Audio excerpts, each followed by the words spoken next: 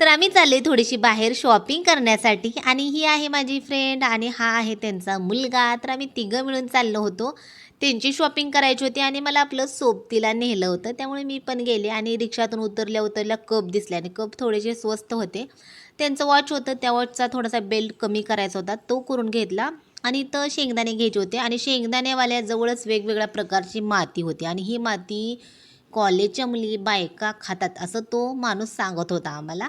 नंतर भांगड्या वगैरे घेतल्या, थोडीशी फिरून फिरून भूक लागली होती त्यामुळे थोडीशी पाणीपुरी खाल्ली, नंतर कचोरी खाल्ली आणि बरंच बरंच असं फिरत फिरत भरपूर असं फिरलो आम्ही. जवळपास 1-2 तास तर फिरत होतो. भांगड्या पण मी पण एक जोड घेतला होता. इथे एकदम छान 50-50 रुपयेवाले बन होते फुलांचे, पण मी काय घेतले नाही, फक्त बघून झालं माझं. आणि तर मस्त असं छान केलं होतं.